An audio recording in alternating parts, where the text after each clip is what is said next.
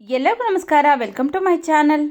ಇವತ್ತಿನ ವಿಡಿಯೋದಲ್ಲಿ ಸೂಪರ್ ಟೇಸ್ಟಿಯಾಗಿ ಕಡಿಮೆ ಇಂಗ್ರೀಡಿಯೆಂಟ್ಸಿಂದ ಬಗಾರ ರೈಸ್ ಮತ್ತು ಆಲೂ ಕುರ್ಮಾ ಯಾವ ರೀತಿಯಾಗಿ ಮಾಡೋದು ಅಂತ ತಿಳಿಸ್ಕೊಡ್ತಾ ಇದ್ದೀನಿ. ಹಾಗಿದ್ರೆ ಬನ್ನಿ ಈಗ ಫಸ್ಟು ಬಗಾರ ರೈಸ್ ಯಾವ ರೀತಿಯಾಗಿ ಮಾಡೋದು ಅಂತ ತಿಳಿಸ್ಕೊಡ್ತೀನಿ. ಫಸ್ಟು ಒಂದು ಬಟ್ಲಿಗೆ ನಾನು ಈ ಕಪ್ಪಲ್ಲಿ 1 ಕಪ್ಪು ನಾರ್ಮಲಾಗಿ ಊಟಕ್ಕೆ ಬಳಸುವಂತಹ ಸೋನಾ ಮಸೂರಿ ಅಕ್ಕಿನ ಹಾಕ್ಕೊಂಡು ಒಂದೆರಡು ಸರಿ ಚೆನ್ನಾಗಿ ತೊಳ್ಕೊಂಬಂದಿದ್ದೀನಿ ನೋಡಿ. ಈಗ ಇದಕ್ಕೆ ಮುಳುಗುವಷ್ಟು ನೀರನ್ನು ಹಾಕಿ ಒಂದು 10 ರಿಂದ 15 ನಿಮಿಷ ನೆನೆಸ್ಕೊಳ್ತಾ ಇದ್ದೀನಿ. ನಾವು ಒಗ್ಗರಣೆ ಹಾಕೋವರೆಗೂ ನೆಂದರೆ ಸಾಕಾಗುತ್ತೆ. ಈಗ ಇದನ್ನು ಸೈಡ್ಗೆ ಇಟ್ಟು ಫಸ್ಟು ಒಂದು ಕುಕ್ಕರ್ಗೆ ನಾನಿಲ್ಲಿ 2 ಟೇಬಲ್ ಸ್ಪೂನ್ ಆಗೋಷ್ಟು ಎಣ್ಣೆ ಹಾಕ್ಕೊಳ್ತಾ ಇದ್ದೀನಿ. ಹಾಗೆಯೇ 1 ಟೇಬಲ್ ಸ್ಪೂನ್ ಆಗೋಷ್ಟು ತುಪ್ಪ ಹಾಕ್ಕೊಳ್ತಾ ಇದ್ದೀನಿ. ತುಪ್ಪ ಮತ್ತು ಎಣ್ಣೆ ಎಲ್ಲ ಚೆನ್ನಾಗಿ ಬಿಸಿ ಆದಮೇಲೆ ನಾವಿಲ್ಲಿ ಒಂದು ಪಲಾವ್ ಎಲೆ, ಸ್ವಲ್ಪ ಕಾಳುಮೆಣಸು, ಚಕ್ಕೆ, ಲವಂಗ, ಸೋಂಪು, ಏಲಕ್ಕಿ, ಅನಾನಸುವ, ಜಾಪತ್ರೆ ಇವಿಷ್ಟನ್ನು ಹಾಕ್ಕೊಂಡು ಚೆನ್ನಾಗಿ ಫ್ರೈ ಮಾಡ್ಕೊಳ್ತಾ ಇದ್ದೀನಿ. ಎಲ್ಲವೂ ಸಹ ಸ್ವಲ್ಪ ಸ್ವಲ್ಪ ಹಾಕ್ಕೊಳ್ಳಿ. ಮೈಲ್ಡಾಗಿ ಮಸಾಲೆ ಇರಬೇಕು ಈ ರೈಸ್ಗೆ, ಅದರಿಂದ ಸ್ವಲ್ಪ ಸ್ವಲ್ಪ ಹಾಕ್ಕೊಂಡು ಒಂದು 20 ಸೆಕೆಂಡ್ಗಳ ಕಾಲ ಚೆನ್ನಾಗಿ ಫ್ರೈ ಮಾಡಿ. ಈಗ ಇದಕ್ಕೆ ನಾನು 2 ಈರುಳ್ಳಿನ ಉದ್ದುದಾಗಿ ಕಟ್ ಮಾಡಿ ಹಾಕ್ಕೊಳ್ತಾ ಇದ್ದೀನಿ. ಹಾಗೆಯೇ ಒಂದು 4 ಹಸಿಮೆಣಸಿನಕಾಯಿನೂ ಸಹ ಕಟ್ ಮಾಡಿ ಹಾಕ್ಕೊಂಡು ಫ್ರೈ ಮಾಡ್ಕೊಳ್ತಾ ಇದ್ದೀನಿ. ಮಾಡೋದಕ್ಕೆ ತುಂಬ ಸಿಂಪಲ್ಲು, ಆದರೆ ಸಖತ್ ರುಚಿಯಾಗಿರುತ್ತೆ. ನೀವು ಯಾವುದೇ ಗ್ರೇವಿ ಜೊತೆ ಸಹ ಸರ್ವ್ ಮಾಡ್ಬೋದು. ಹಾಗೆಯೇ ಇದಕ್ಕೆ ಈರುಳ್ಳಿ ಎಲ್ಲ ಚೆನ್ನಾಗಿ ಫ್ರೈ ಆದಮೇಲೆ 1 ಸ್ಪೂನ್ ಆಗುವಷ್ಟು ಶುಂಠಿ ಬೆಳ್ಳುಳ್ಳಿ ಪೇಸ್ಟ್ನ ಹಾಕ್ಕೊಂಡು ಶುಂಠಿ ಬೆಳ್ಳುಳ್ಳಿ ಪೇಸ್ಟಲ್ಲಿರುವಂತಹ ಹಸಿ ಸ್ಮೆಲ್ಲೆಲ್ಲ ಹೋಗಬೇಕು ಅಷ್ಟು ಫ್ರೈ ಮಾಡ್ಕೊಳ್ತಾ ಇದ್ದೀನಿ. ಆಂಧ್ರದಲ್ಲೆಲ್ಲ ತುಂಬ ಫೇಮಸ್ಸು ಈ ಬಗಾರ ರೈಸು. ಯಾವುದೇ ಫಂಕ್ಷನಲ್ಲಾದರೂ ಸಹ ಮಾಡೇ ಮಾಡ್ತಾರೆ. ವೆಜ್ ಇರಲಿ ಅಥವಾ ನಾನ್ ವೆಜ್ ಇರಲಿ ಎಲ್ಲದಕ್ಕೂ ಸಹ ಸರಿ ಹೊಂದುತ್ತೆ ಈ ಬಗಾರ ರೈಸು. ನೋಡಿ, ಶುಂಠಿ ಬೆಳ್ಳುಳ್ಳಿ ಪೇಸ್ಟಲ್ಲಿರುವಂಥ ಹಸಿ ಸ್ಮೆಲ್ಲೆಲ್ಲ ಹೋದ್ಮೇಲೆ ಈಗ ಇದಕ್ಕೆ ನಾನು 1 ಟೊಮೆಟೊ ಹಣ್ಣನ್ನು ಕಟ್ ಮಾಡಿ ಹಾಕ್ಕೊಂಡು ಉದ್ದುದ್ದಾಗಿ ಕಟ್ ಮಾಡಿ ಹಾಕ್ಕೊಂಡು ಒಂದು ಅರ್ಧ ಭಾಗದಷ್ಟು ಫ್ರೈ ಮಾಡ್ಕೊಳ್ತಾ ಇದ್ದೀನಿ. ಸಾಫ್ಟಾಗಿ ಬೇಯಿಸಬೇಕು ಅಂತ ಏನಿಲ್ಲ. ಈ ಟೊಮೆಟೊನ ಒಂದು ಅರ್ಧ ಭಾಗದಷ್ಟು ಫ್ರೈ ಮಾಡಿಕೊಂಡು ಈಗ ಇದಕ್ಕೆ ನಾನು ಒಂದು ಸ್ವಲ್ಪ ಸಣ್ಣದಾಗಿ ಕಟ್ ಮಾಡಿರುವಂತಹ ಕೊತ್ತಂಬರಿ ಸೊಪ್ಪು ಹಾಗೆಯೇ ಸ್ವಲ್ಪ ಪುದೀನ ಸೊಪ್ಪನ್ನು ಹಾಕ್ಕೊಂಡು ಚೆನ್ನಾಗಿ ಫ್ರೈ ಮಾಡ್ಕೊಳ್ತಾ ಇದ್ದೀನಿ. ನೋಡಿ, ಇಷ್ಟೇ ಸಾಮಗ್ರಿಗಳು. ನಾವು ಯಾವುದೇ ಗರಂ ಮಸಾಲ ಅಥವಾ ಬಿರಿಯಾನಿ ಮಸಾಲ ಮತ್ತು ಯಾವುದೇ ಮಸಾಲನ್ನು ಸಹ ಸೇರಿಸೋದಿಲ್ಲ. ಚೆನ್ನಾಗಿ ಫ್ರೈ ಮಾಡಿ ನಾನಿಲ್ಲಿ 1 ಗ್ಲಾಸ್ ಅಕ್ಕಿಗೆ 2 ಗ್ಲಾಸ್ ನೀರನ್ನು ಸೇರಿಸ್ಕೊಳ್ತಾ ಇದ್ದೀನಿ. ಹಾಗೆಯೇ ನೀರನ್ನು ಸೇರಿಸ್ಕೊಂಡು ರುಚಿಗೆ ತಕ್ಕಷ್ಟು ಉಪ್ಪನ್ನು ಹಾಕ್ಕೊಂಡು ಮಿಕ್ಸ್ ಮಾಡ್ಕೊಳ್ತಾ ಇದ್ದೀನಿ. ಸಾರಿ ಸ್ನೇಹಿತರೆ, ನಾನಿಲ್ಲಿ ಉಪ್ಪು ಹಾಕಿರುವಂಥ ಕ್ಲಿಪ್ ಮಿಸ್ ಆಗಿದೆ.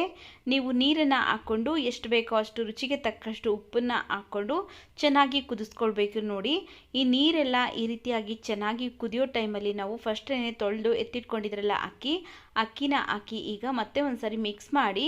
ಅಕ್ಕಿ ಹಾಕಿದ ತಕ್ಷಣ ನಾವು ಕುಕ್ಕರ್ ಲಿಡ್ನ ಕ್ಲೋಸ್ ಮಾಡಬಾರ್ದು. ಮತ್ತೆ ಒಂದು ಸರಿ ಚೆನ್ನಾಗಿ ಕುದಿಸ್ಕೊಳ್ಬೇಕು.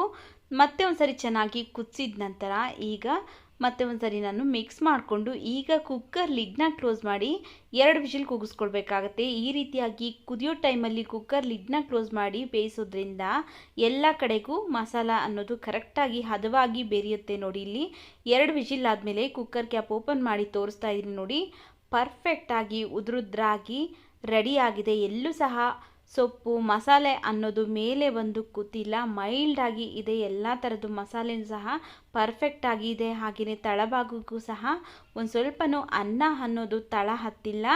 ಉದುರುದ್ರಾಗಿ ಬಗಾರ ರೈಸ್ ರೆಡಿಯಾಗಿದೆ. ನೀವು ವೆಜ್ ಕುರ್ಮಾ ಅಥವಾ ಚಿಕನ್ ಗ್ರೇವಿ ಯಾವುದಕ್ಕೆ ಆದರೂ ಸಹ ಸರ್ವ್ ಮಾಡ್ಬೋದು.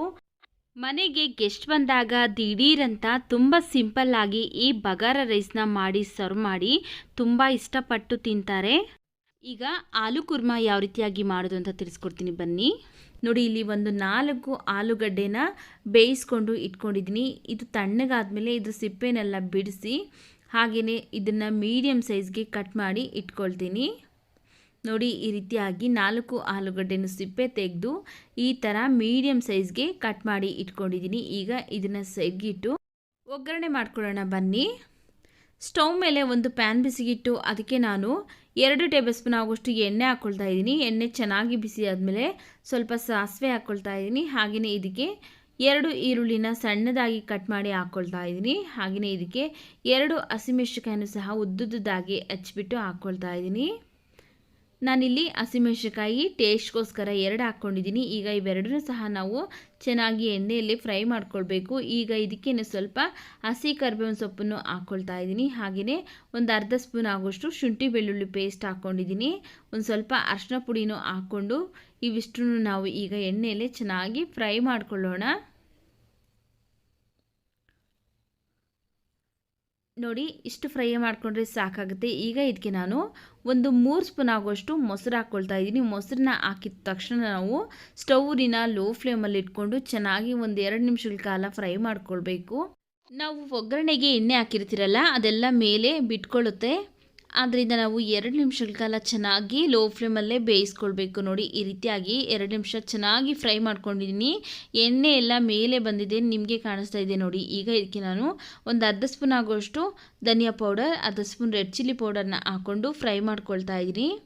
ನೋಡ್ಕೊಳ್ಳಿ, ನಿಮ್ಮ ಖಾರಕ್ಕೆ ಎಷ್ಟು ಬೇಕಾಗುತ್ತಲ್ಲ ಅಷ್ಟು ರೆಡ್ ಚಿಲ್ಲಿ ಪೌಡರ್ನ ಹಾಕ್ಕೊಂಡು ಫ್ರೈ ಮಾಡ್ಕೊಳ್ಳಿ. ಈಗ ಇದಕ್ಕೆ ನಾನು ಫಸ್ಟನ್ನೇ ಬೇಯಿಸಿ ಕಟ್ ಮಾಡಿ ಎತ್ತಿಟ್ಕೊಂಡಿದ್ರಲ್ಲ ಆಲೂಗಡ್ಡೆ, ಆ ಆಲೂಗಡ್ಡೆನ ಹೀಗೆ ಇದಕ್ಕೆ ಹಾಕ್ಕೊಂಡು ನಾವು ಫ್ರೈ ಮಾಡ್ಕೊಳ್ಬೇಕಾಗತ್ತೆ. ಚೆನ್ನಾಗಿ ಈ ಮಸಾಲೆ ಎಲ್ಲ ಈ ಆಲೂಗಡ್ಡೆಗೆ ಮಿಕ್ಸ್ ಆಗಬೇಕು. ಆ ರೀತಿಯಾಗಿ ಒಂದ್ಸರಿ ಮಿಕ್ಸ್ ಮಾಡ್ಕೊಳ್ತಾ ಇದ್ದೀನಿ. ತುಂಬ ರುಚಿಯಾಗಿರುತ್ತೆ ಸ್ನೇಹಿತರೆ. ಇದನ್ನು ನಾವು ಚಪಾತಿಗೆ, ಪೂರಿಗೆ ಅಥವಾ ಬಗಾರ ರೈಸು, ಕುಷ್ಕ ನೀವು ಏನೇ ಮಾಡೋದು ಸಹ ಎಲ್ಲದಕ್ಕೂ ಸಹ ಪರ್ಫೆಕ್ಟಾಗಿ ಇರುತ್ತೆ.